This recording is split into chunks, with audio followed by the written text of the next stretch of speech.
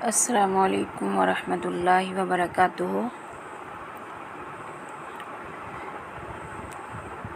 ان صلاتی و نسکی و محیای و مماتی للہ رب العالمین۔ الحمدللہ، آج ہم ایک نیا سیشن شروع کر رہے ہیں، حقوق اللہ۔ ہم سٹیپ بائی سٹیپ پڑھیں گے، حقوق الوالدین، حقوق الاولاد، حقوق العباد، حقوق الزوجین۔ آج ہم بات کریں گے حقوق اللہ کے بارے میں، یعنی اللہ تعالیٰ کے حقوق۔ اللہ تعالیٰ نے انسان کو پیدا کیا، اس کی ضروریات کی تکمیل کا سر و سامان بھی کیا۔ وہ اس طرح کہ ایک تو خود اسے بھی عقل و شعور سے نوازا اور دوسرے نمبر پہ ساری کائنات کو اس کی خدمت میں لگا دیا۔ انسان اللہ تعالیٰ کی عطا کردہ عقل و بصیرت سے کام لے کر کائنات میں اللہ کی پیدا کردہ چیزوں کو جوڑ کر یا ان کو مختلف صورتوں میں ڈھال کر ایسی چیزیں بنا لیتا ہے جس سے انسان کو تمدنی سہولتیں، جس میں انسانی کو راحتیں حاصل ہوتی ہیں۔ تو کچھ چیزیں تو از خود ہی انسان کی خدمت میں مصروف ہیں، اور وہ یہ خدمت صرف اللہ کے حکم سے سر انجام دیتی ہیں۔ انسان کی اپنی رسائی تو وہاں تک ہے ہی نہیں، جیسے شمس و قمر کا نظام ہے۔ سورج اپنے وقت پر نکلتا ہے، اپنے وقت پر غروب ہوتا ہے۔ اسی طرح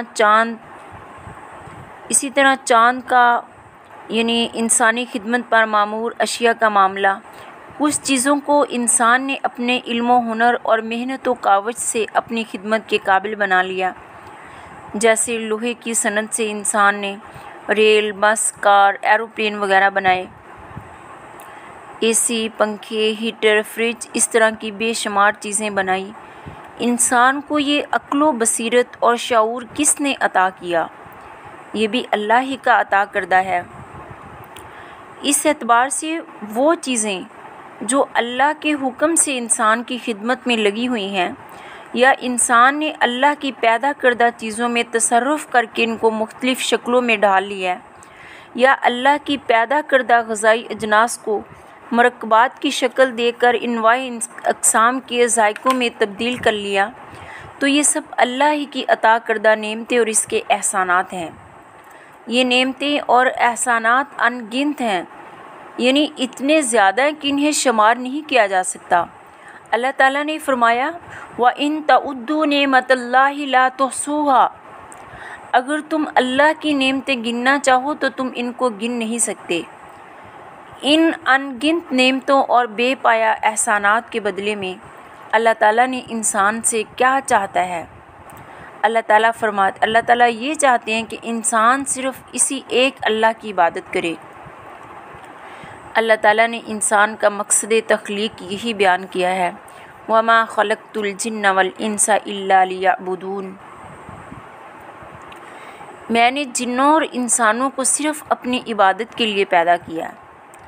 اب انسان کو اللہ نے اپنی عبادت کا جو حکم دیا ہے، وہ اس لیے نہیں ہے کہ اس سے اللہ کی بادشاہت، سلطنت میں یا اس کی قوت و شوکت میں اضافہ ہو جائے گا، اور اگر انسان اللہ کی عبادت نہیں کرے گا تو اس کی سلطنت یا قوت و شوکت میں کوئی کمی آ جائے گی۔ ایسا ہرگز نہیں ہے۔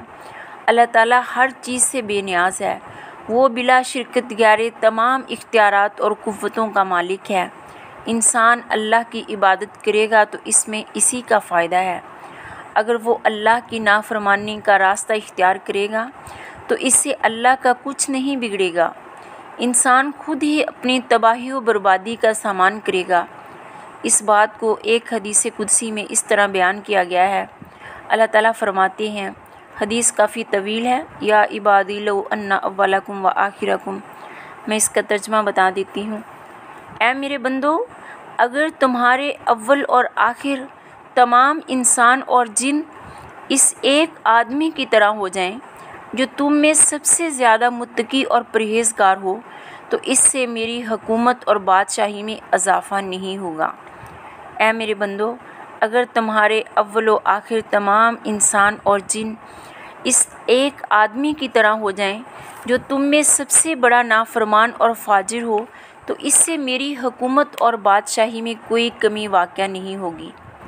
اے میرے بندو، اگر تمہارے اول و آخر انسان اور جن سب ایک میدان میں جمع ہو جائیں اور مجھ سے سوال کریں اور میں ہر انسان کو اس کے سوال کے مطابق عطا کر دوں، تو اس سے میرے خزانے اور بادشاہی میں اتنی ہی کمی ہوگی جتنی سوئی کے سمندر میں ڈبو کر نکالنے سے سمندر کے پانی میں ہوتی ہے۔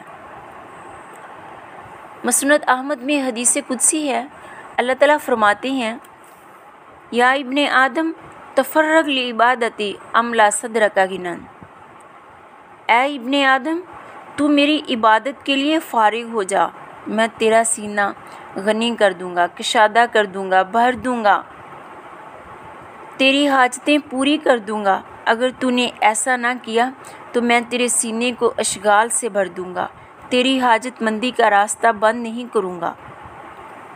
دیکھیے، اللہ تعالیٰ فرماتے ہیں، ابن آدم، میں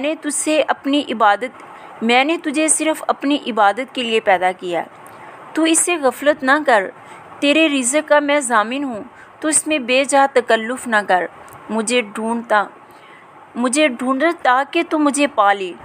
جب تو نے مجھے پا لیا تو یقین مان کہ تو نے سب کچھ پا لیا، اور اگر میں تجھے نہ ملا تو سمجھ لے کہ تمام بھلائیاں تو نے کھو دی۔ سن، تمام چیزوں سے زیادہ محبت تیرے دل میں میری ہونی چاہیے۔